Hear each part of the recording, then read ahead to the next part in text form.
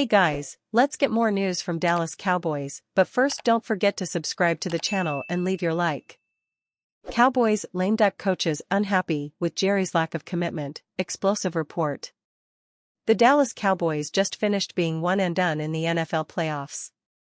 And as their follow-up, team owner Jerry Jones is overseeing changes here inside the star that have reportedly resulted in discomfort and unhappiness within the building due to a belief that there is little sense of commitment is felt, all because so many people involved, including coach Mike McCarthy and quarterback Dak Prescott, might themselves be contractually one and done. It has been well documented that McCarthy is in the final year of his contract, with sources telling CowboysSI.com that the Jones family would like for a level of success in 2024 to eventually lead to an extension. But there are certainly no guarantees there.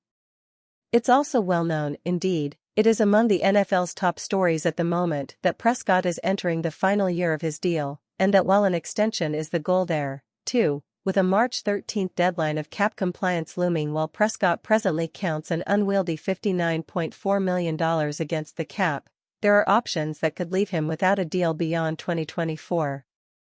Our whole thing with Dak is him being a Cowboy, COO Stephen Jones said Tuesday at the NFL Scouting Combine. That's all that's on our mind. Nevertheless, Prescott's contract situation is part of this explosive Dallas news report in which it is revealed that the Cowboys' latest hires, including new defensive coordinator Mike Zimmer, have come to the star on one-year deals, and that the setup is resulting in a widespread lame duck feel that the paper says has created discomfort and unhappiness within the building. One person close to the situation said the sentiment extends deeper than the coaches, adding that little sense of commitment is felt anywhere. The news said the one-year staff contracts for newcomers are intentional as team brass opted to keep new and returning coaches on a uniform track. Meanwhile, Jones has argued that a certain level of discomfort is appropriate and may be beneficial, given that the Cowboys have achieved 3 straight 12-win regular seasons but have been unable to get over the playoff hump. But discomfort is one thing. Employees talking in the building about a sentiment that extends deeper than the coaches? Employees accusing the Joneses amid the announced plan to be all in of creating an environment in which little sense of commitment is felt anywhere? Those feelings are problematic.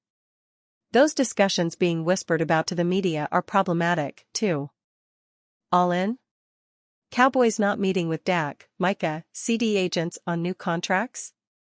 We have detailed for years Jerry Jones' deadlines make deals mindset when it comes to Dallas Cowboys contract negotiations. And we recently told the story of how son Steven, the Cowboys COO, was taught the value of not making that first negotiation phone call. But that doesn't prevent the news from Indianapolis on the Cowboys' apparent lack of initiative when it comes to triggering the process of new deals for Dak Prescott, Micah Parsons, and CD Lamb from being a bit jolting. Why? Because deadlines are coming. And because the all-in promise from Jerry was supposed to be in part about assertiveness. And because if the Cowboys front office is truly passing on meeting face-to-face with the agents for those 3 star players who are due new deals, the Cowboys front office is breaking with tradition. Sitting on its hands. And waiting for all-in to come to them. Prescott's contract situation is a headliner in this explosive Dallas news report in which it is revealed that the Cowboys' latest hires, including new defensive coordinator Mike Zimmer, have come to the star on one-year deals, and that the setup is resulting in a widespread lame duck feel that the paper says has created discomfort and unhappiness within the building.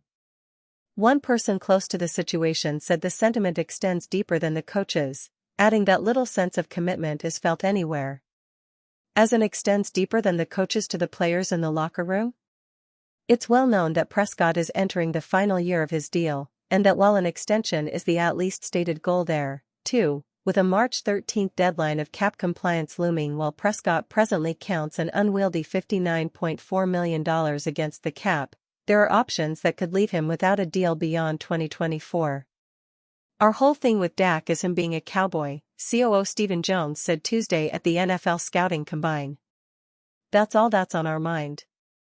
That's the right thing to say.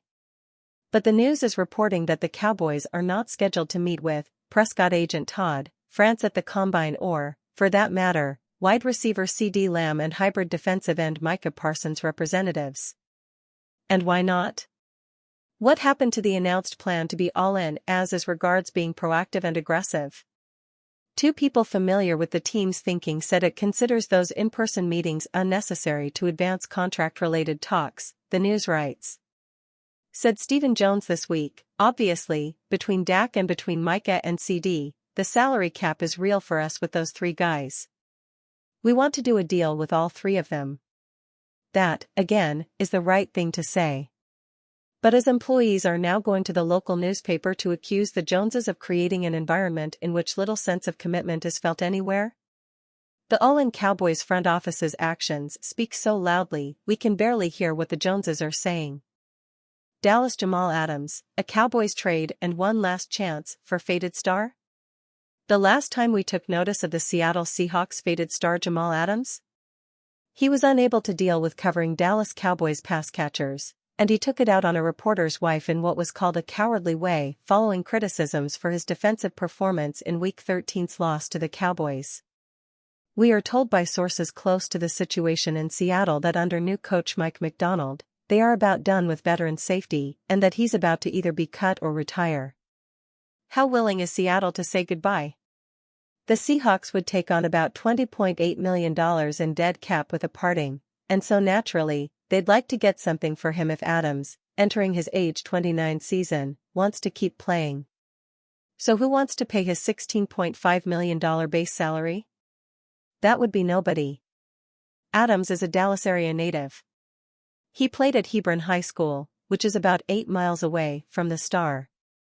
He often spends his off-seasons in DFW, and the Cowboys have over the years made multiple attempts to acquire him, most notably when at the 2019 NFL trade deadline, as we reported at the time, Dallas offered a first-round pick and cornerback Anthony Brown in trade. Adams took another stab at trying to come home before the 2020 NFL draft. But Seattle instead traded for him, giving the Jets 2 first-round picks, while eventually giving Adams a $17 million APY contract. None of that worked out, as the multiple injuries, the lack of consistent production Adams and some questionable off-the-field actions have altered the league's view on a guy who was once very much a game wrecker. The Cowboys will eventually come up here in media conversation as reporters labor to find a tie. Indeed, Bleacher Report thinks it's already found such a thing with coach Dan Quinn's Washington Commanders, who just hired as his linebackers coach Ken Norton Jr., who worked with Adams during his last Pro Bowl season in 2020. But Adams isn't that player anymore. And any affection between Norton and Adams, if that even exists, figures as a virtual non-factor. Could Jamal Adams start over? Have the bar of expectations lowered? Close his career as a mentor in a backup role? Maybe. Somewhere. But not with $27 million cap hits lined up for each of the next 2 seasons, he won't. And you fan, what do you think of the Jamal Adams situation? Leave your opinion in the comments.